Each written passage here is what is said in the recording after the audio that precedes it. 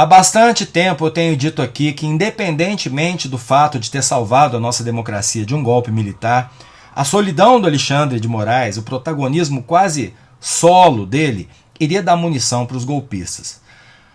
A Folha de São Paulo hoje e o portal UOL, que é do mesmo grupo, em parceria com Glenn Greenwald, começaram uma série de reportagens que buscam, e só saberemos nos próximos dias se é só espuma ou não, detonar o Xandão e os seus métodos, criando, no mínimo, um factoide eleitoreiro para esse ano.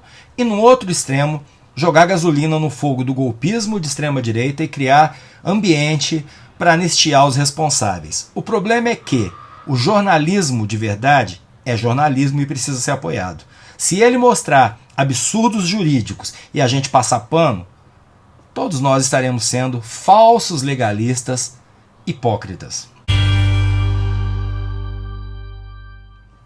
Salve galera, eu sou o Maurício Ricardo, comentando esse trem fantasma que se tornou a política brasileira. Inscreva-se nesse canal, deixe o like ou dislike e o seu comentário que soma tanto ao debate. Dá para começar essa conversa por vários momentos históricos diferentes. Se a gente quiser começar pela Lava Jato, ficou provado, e o mesmo Glenn Greenwald, renomado jornalista estadunidense, ajudou nisso, ficou provado que havia conluio entre procuradores e juízes com objetivos político-eleitorais comprometendo a defesa do acusado.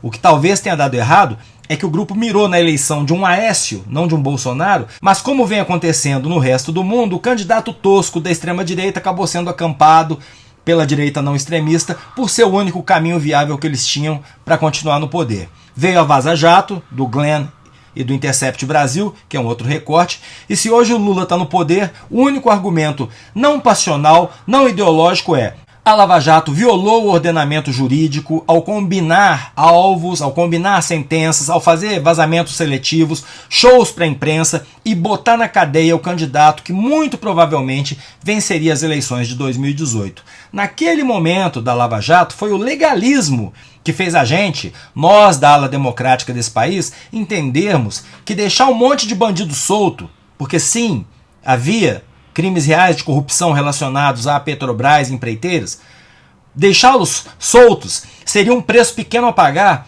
perto da ascensão e manutenção no poder de um líder autocrático com pretensões ditatoriais. Mas aí existe uma base argumentativa e jurídica sólida. O conluio entre Moro e Dallagnol e o resto da República de Curitiba maculou, sujou, invalidou todas aquelas sentenças. O desastre do governo Bolsonaro confirmaria os nossos medos. Foram 4 anos mentindo sobre urnas, 4 anos jogando o povo contra o Supremo, 4 anos de aliança espúria com o Congresso, que sentou em cima de inúmeros crimes e pedidos de impeachment, 4 anos negando a ciência, 700 mil mortos na pandemia, a promoção do pânico moral, promoção de um fundamentalismo religioso tosco, arrastando multidões no 7 de setembro para comícios eleitoreiros ilegais, inclusive no último ano, onde, entre outras coisas, o presidente xingava o ministro do STF de canalha e dizia que não cumpriria suas ordens. Tudo isso com a anuência e o apoio das Forças Armadas brasileiras. Esse foi o tamanho do buraco. A grande falha do nosso sistema foi não ter botado esse aspirante a ditador, que ainda por cima é ladrão, para fora do poder legalmente pelas vias institucionais e jurídicas ou na cadeia. Aí vieram as eleições de 2022 e o que a gente viu foi um outro circo de horrores. Polícia rodoviária mapeando locais onde a oposição tinha mais votos e tentando impedir a chegada dos eleitores até as urnas, lives do candidato à reeleição atacando o TSE sem provas, atos de campanha dentro de prédios públicos, 7 de setembro, no bicentenário da independência, transformado em ato de campanha, discurso de cunho eleitoreiro na ONU e muitas, mas muitas ameaças no sentido de dizer que se ele não ganhasse era porque as eleições foram fraudadas. Também não pararam esse homem nesse momento. Lira sentado em cima de mais de 100 pedidos de impeachment, PGR totalmente cega, muda, surda e esclerosada. Veio a vitória apertada do Lula, os militares deram a cara, outro recorte, tá? Abrigando golpistas em porta de quartel, ajudando o presidente a estudar métodos para dar verniz de ilegalidade a um golpe, e a farra terminou com os 3 palácios da República destruídos. E como a gente resistiu a isso? Como a gente escapou da tradição golpista dos militares brasileiros? Como o Lula conseguiu tomar posse?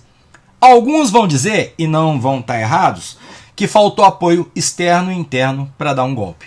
Mas ninguém há de negar que o Alexandre de Moraes, como ministro do Supremo e presidente do TSE, segurou o boi pelo chifre.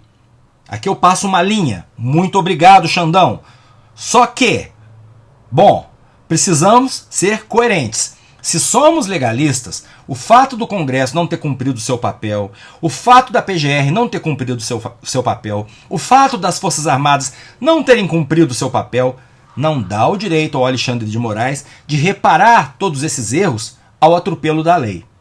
Por quê? Porque, sim, são tempos excepcionais, mas isso não pode dar superpoderes a ninguém sob o risco de vermos as decisões contestadas, como aconteceu na Lava Jato.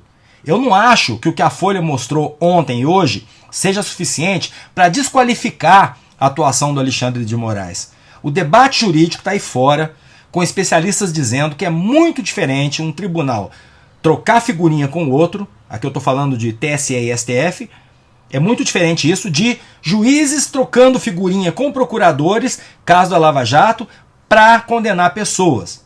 Mas, sempre tem o mais, o jornal está dizendo que tem 6 gigabytes de conversas de gente ligada ao ministro que nos estão sendo reveladas como conversas comprometedoras. Glenn Greenwald é um estadunidense que vê o mundo sob a lente da primeira emenda deles, aquela que defende liberdade de expressão ilimitada. Ele já vinha em campanha contra o Xandão em rede social, uma campanha que tem apoio de gente como Elon Musk, que já postou sobre isso várias vezes, inclusive ontem. Xandão, ditador de toga. Então, 3 possibilidades ainda podem acontecer.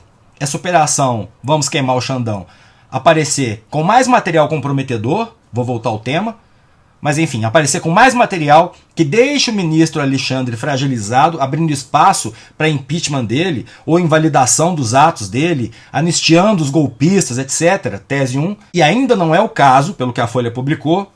Existência do material, mas não publicação, fragilizando o Xandão nos bastidores para tentar se negociar um acordão com o STF e tudo, como a gente já viu no Brasil na época do impeachment da Dilma. Ou não ter mais nada, Folha e Glenn já terem mostrado tudo o que tinham e só terem dado munição para os golpistas continuarem seu projeto de desestabilização da democracia, né, ajudando a eleger aliados deles nos municípios. Agora, voltando ao mais material comprometedor, tô vendo aí os juristas dizendo que não tem nada demais naqueles diálogos publicados ontem e hoje. Aliás, eu ouvi a mesma coisa dos defensores do Moro quando saiu a Vaza Jato. Eu entendo a enorme diferença entre as duas realidades. Já entendi que não houve quebra de ritos, porque não havia ritos para aquele tipo de comunicação entre os assessores do Alexandre de Moraes no STF e no TSE. Eu sei que se o Rodrigo Constantino, por exemplo, publica um post com fake news, pedir para um assessor entrar nas redes dele, Constantino, e ver se tem mais absurdos para tirar o cara do ar, não é grampear telefone, não é quebrar sigilo, é o TSE cumprindo seu papel de fiscalizar. Mas, de novo, tem sempre o mais. É simplesmente ridículo que gente ligada ao presidente do TSE e ministro do Supremo não entenda que qualquer comunicação eletrônica deve ser séria, republicana, pelo amor de Deus. É muita estupidez ser coloquial no Zap Zap que você usa a trabalho, se o seu trabalho é alvo de grandes interesses políticos e jornalísticos. E por isso pode ser vazado. Tem pelo menos um diálogo lá na matéria de hoje da Folha que me parece muito sério. Está o assessor mais próximo do Xandão, Ayrton Vieira, conversando com o chefe de combate à desinformação do TSE, Eduardo Talhaferro, sobre a revista Oeste, que é de extrema direita. Presta um desserviço para a democracia, eu sei. É um cemitério de elefantes que ainda abriga os golpistas e conspiracionistas que habitaram a Jovem Pan um dia. Mas isso não faz dela, por si só, uma publicação ilegal. Vivemos numa democracia. É a revista da extrema-direita e ponto. Só que num determinado momento, Vieira e Talhaferro trocam frases como "não encontrei nada" de material extra para colocar num relatório. E o outro: "use sua criatividade", risinhos, RS, RS, RS. "Use sua criatividade, meu ovo". Aí a Folha taca lá como título: "Moraes escolhia alvos". O que era a função dele como presidente do TSE? Vai naquele cara que ele está viciando a licitude do processo. E continuando a manchete: e pedir ajustes em relatórios contra bolsonaristas. O que também não é absurdo, ele era presidente da casa, tem todo o direito de pedir ajustes aos seus subalternos. Só que isso dentro de um contexto onde os caras estão informalmente dizendo que o presidente do TSE cisma com os outros, em meio a RS. E a manchete ganha outro corpo, ganha legitimidade, me desculpem. Claro, o que a Folha chama de bolsonaristas, na verdade são os golpistas, né? Os bolsonaristas golpistas. Mas o que fica no debate político, nesse país polarizado, é a sensação de perseguição aos fãs do mito, né? Quando, obviamente, a luta era pela proteção de um processo eleitoral que estava sendo boicotado pelo presidente do Executivo, o presidente da República, que não queria entregar o osso e apostava em intervenção militar e povo armado nas ruas, além da omissão do Congresso e da PGR, e vai explicar nas bolhas de internet que urubu não é papagaio. Em resumo, tendo ou não tendo mais coisa por vir, já tem aí um prejuízo grande na nossa luta pela democracia, tão decantada aqui todo dia, que tem que ser legalista, tem que se basear no segmento estrito da lei. Já vinha dizendo aqui que acho estranho, como leigo, o Alexandre de Moraes acusar e condenar a família que tratou com a família dele lá em Roma.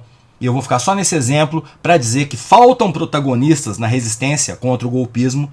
Veio também dizendo que pega mal diante da opinião pública a condenação da tiazinha do busão que saiu de Santa Catarina para quebrar palácio no dia 8, sem que nenhum líder golpista, estou falando de Bolsonaro e seus generais, tenha sido sequer indiciado. Eu sei, foram presos em flagrante, né? A tiazinha, o tiozinho de Santa Catarina, ou de Goiás, ou do Mato Grosso, ou de Minas.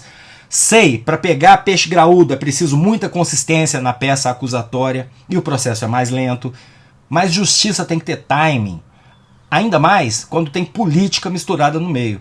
São quase 2 anos de investigação, então eu aguardo com expectativa as próximas reportagens e lamento muito saber que só essas matérias, ainda mais com o envolvimento do Glenn Greenwald, a chancela dele, podem prolongar esse pesadelo, essa instabilidade, esse clima constante de ódio e de ameaça por muito mais tempo. Eu sou o Maurício Ricardo, continuo lutando pela democracia, apoiando os instrumentos legais, contra o golpismo, contra a ascensão da extrema-direita. Inscreva-se, curta, ative o sininho e comente.